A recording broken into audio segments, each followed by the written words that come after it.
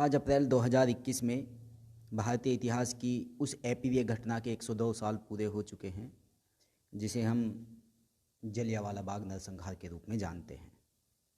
क्या थी यह घटना, क्या हुआ था उस दिन, आज हम उसी के बारे में चर्चा करेंगे।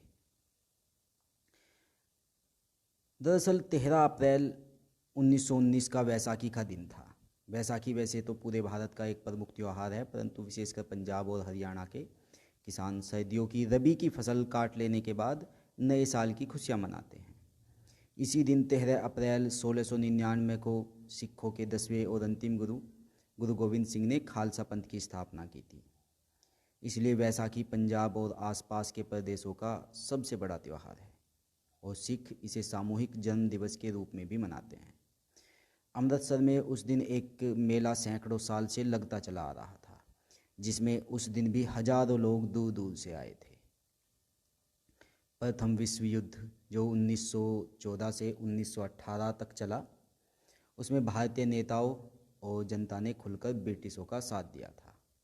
13 लाख भारतीय सैनिक और सेवक यूरोप, अफ्रीका और मिडल ईस्ट में ब्रिटिशों की तरफ से तैनात किए गए थे, जिनमें से 43,000 भारतीय सैनिक युद्ध में शहीद भी हुए थे। युद्ध समाप्त होने पर भारतीय नेता और जनता ब्रिटिश सरकार से सहयोग और नरमी के रवैये की आशा कर रहे थे, परंतु ब्रिटिश सरकार ने मॉन्टेग्यू चेम्सफोर्ड सुधार लागू कर दिया, जो इस भावना के विपरीत था। लेकिन प्रथम विश्व युद्ध के दौरान पंजाब के क्षेत्र में ब्रिटिशों का विरोध कुछ अधिक बढ़ गया था, जिसे भारत प्रतिरक्षा विधान जो 1915 में लागू हुआ उसे लागू करके कुचल दिया गया। उसके बाद 1918 में एक ब्रिटिश जज सिडनी रोलेट की अध्यक्षता में एक सेडिशन समिति नियुक्त की गई थी, जिसकी जिम्मेदारी ये अध्ययन करना था कि भारत में विशेषकर पंजाब और बंगाल में ब्रिटिशों का विरोध किन विदेशी शक्तियों की सहायता से हो रहा था। इस समिति के सुझावों के अनुसार भारत प्रतिरक्षा विधान का विस्तार करके भारत में रोलेट एक्ट लागू किया गया था, जो आज़ादी के लिए चल रहे आंदोलन पर रोक लगाने के लिए था, जिसके अंतर्गत ब्रिटिश सरकार को और अधिक अधिकार दिए गए थे, जिससे वह प्रेस पर सेंसरशिप लगा सकती थी, नेताओं को बिना मुकदमे के जेल में रख सकती थी, लोगों को बिना वारंट के गिरफ्तार कर सकती थी, उन पर विशेष ट्रिब्यूनल और बंद कमरों में बिना जवाबदेही दिए मुकदमा चला सकती थी आदि। इसके विरोध में पूरा भारत उठ खड़ा हुआ और देश भर में लोग गिरफ्तारियां देने लगे। गांधी जी तब तक दक्षिण अफ्रीका से भारत आ चुके थे और धीरे धीरे उनकी लोकप्रियता बढ़ रही थी। उन्होंने रोलेट एक्ट का विरोध करने का आह्वान किया, जिसे कुचलने के लिए ब्रिटिश सरकार ने और अधिक नेताओं और जनता को रोलेट एक्ट के अंतर्गत गिरफ्तार कर लिया और कड़ी सजाएं दी। इससे जनता का आक्रोश बढ़ा और लोगों ने रेल और डाक तार संचार सेवाओं को बाधित किया। आंदोलन अप्रैल के पहले सप्ताह में अपने चरम पर पहुंच गया था। लाहौर और अमृतसर की सड़कें लोगों से भरी रहती थी। करीब 5,000 लोग जलियांवाला बाग में इकट्ठे थे। ब्रिटिश सरकार के कई अधिकारियों को यह 1857 के गदर की पुनरावृत्ति जैसी परिस्थिति लग रही थी, जिसे न होने देने के लिए और कुचलने के लिए वो कुछ भी करने के लिए तैयार थे। आंदोलन के 2 नेताओं सत्यपाल और सैफुद्दीन किचलू को गिरफ्तार कर काला पानी की सजा दे दी गई। 10 अप्रैल 1919 को अमृतसर के उप कमिश्नर के घर पर इन दोनों नेताओं को रिहा करने की मांग पेश की गई थी, परंतु ब्रिटिशों ने शांति प्रिय और सभ्य तरीके से विरोध कर रही जनता पर गोलियां चलवा दी, जिससे तनाव बढ़ गया और उस दिन कई बैंकों, सरकारी भवनों, टाउन हॉल, रेलवे स्टेशन में आगजनी की गई। इस प्रकार हुई हिंसा में 5 यूरोपीय नागरिकों की हत्या हुई। इसके विरोध में ब्रिटिश सिपाही भारतीय जनता पर जहां तहां गोलियां चलाते रहे, जिसमें 8 से 20 भारतीयों की मृत्यु हुई। अगले 2 दिनों में अमृतसर तो शांत रहा, पर हिंसा पंजाब के कई क्षेत्रों में फैल गई और 3 अन्य यूरोपीय नागरिकों की हत्या हुई। इसे कुचलने के लिए ब्रिटिशों ने पंजाब के अधिकतर भाग पर मार्शल लॉ लागू कर दिया। वैसाखी के दिन 13 अप्रैल 1919 को अमृतसर के जलियांवाला बाग में एक सभा रखी गई। जिसमें कुछ नेता भाषण देने वाले थे। शहर में कर्फ्यू लगा हुआ था। फिर भी इसमें सैकड़ों लोग ऐसे भी थे जो वैसाखी के दिन इस मौके पर परिवार के साथ मेला देखने और शहर घूमने आए थे और सभा की खबर सुनकर वहां पहुंच गए थे। जब नेता बाग में पड़ी रोड़ियों के ढेर पर खड़े होकर भाषण दे रहे थे, तभी brigadier general Reginald Dyer 90 British सैनिकों को लेकर वहां पहुंच गया। उन सबके हाथों में भरी हुई राइफलें थी। नेताओं ने सैनिकों को देखा तो उन्होंने वहां मौजूद लोगों से शांत बैठे रहने के लिए कहा। सैनिकों ने बाग को घेरकर बिना चेतावनी दिए निहत्थे लोगों पर गोलियां चलानी शुरू कर दी। 10 मिनट में कुल 1650 राउंड गोलियां चलाई गई। जलियांवाला बाग उस समय मकानों के पीछे पड़ा एक खाली मैदान हुआ करता था। वहां तक जाने या बाहर निकलने के लिए केवल एक संकरा रास्ता था और चारों ओर मकान थे। भागने का कोई रास्ता नहीं था। कुछ लोग जान बचाने के लिए मैदान में मौजूद एकमात्र कुएं में कूद गए, पर देखते ही देखते वह कुआं भी लाशों के ढेर से भर गया। जलियांवाला बाग कभी जल्ली नामक आदमी की संपत्ति हुआ करता था।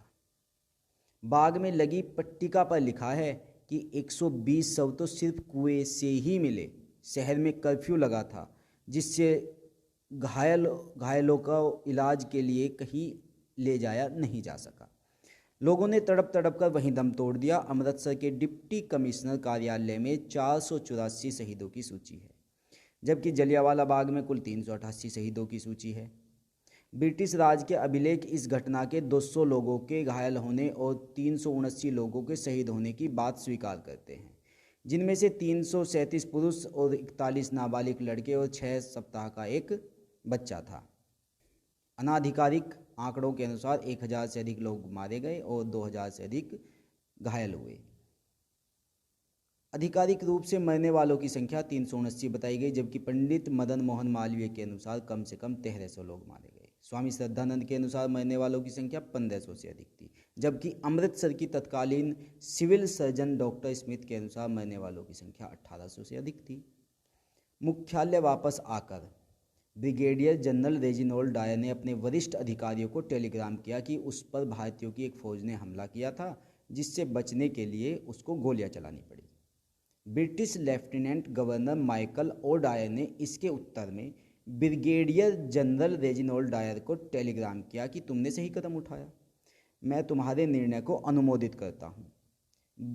फिर British lieutenant governor Michael O'Dwyer ने अमृतसर और अन्य क्षेत्रों में मार्शल लॉ लागू करने के लिए, जिसे वायसराय लॉर्ड चेम्सफोर्ड ने स्वीकृत कर दिया।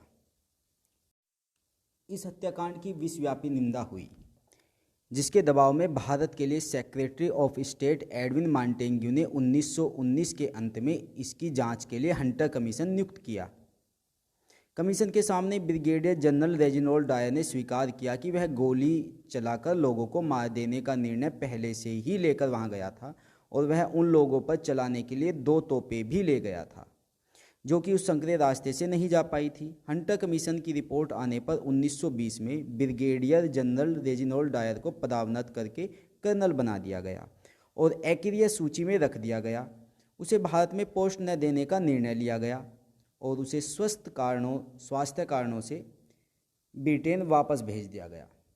हाउस ऑफ कॉमन्स ने उसका निंदा प्रस्ताव पारित किया, परंतु हाउस ऑफ लॉर्ड्स ने इस घटना की प्रशंसा करते हुए उसका प्रशस्ति प्रस्ताव पारित किया। विश्वव्यापी निंदा के दबाव में बाद में ब्रिटिश सरकार ने उसका निंदा प्रस्ताव पारित किया और 1920 में ब्रिगेडियर जनरल रेजिनोल्ड डायर को इस्तीफा देना पड़ा। गुरुदेव रविंद्रनाथ टैगोर ने इस हत्याकांड के विरोध स्वरूप अपनी नाइटहुड की उपाधि को वापस कर दिया। आज़ादी के लिए लोगों का हौसला ऐसी भयावह घटना के बाद भी पस्त नहीं हुआ, बल्कि सच तो यह है कि इस घटना के बाद आज़ादी हासिल करने की चाहत लोगों में और जोर से उफान मारने लगी।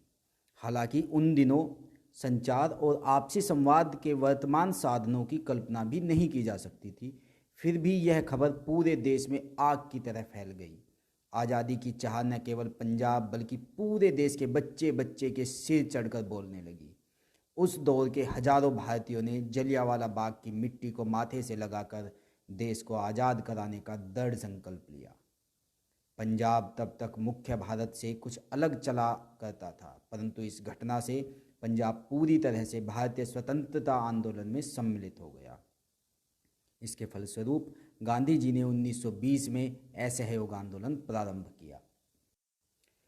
जब जलियांवाला बाग में यह हत्याकांड हो रहा था, उस समय ऊधम सिंह वहीं मौजूद था और उसे भी गोली लगी थी। उन्होंने यह तय किया कि वह इसका बदला लेंगे।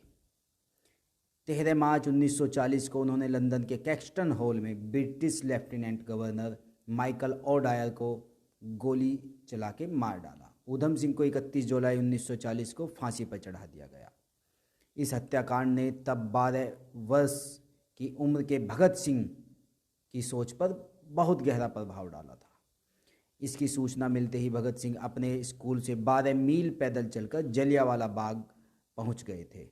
भारतीय राष्ट्रीय कांग्रेस द्वारा एक प्रस्ताव पारित होने के बाद साइट पर एक स्मारक बनाने के लिए एक ट्रस्ट की स्थापना की गई। 1923 में ट्रस्ट ने स्मारक परियोजना के लिए भूमि खरीदी थी।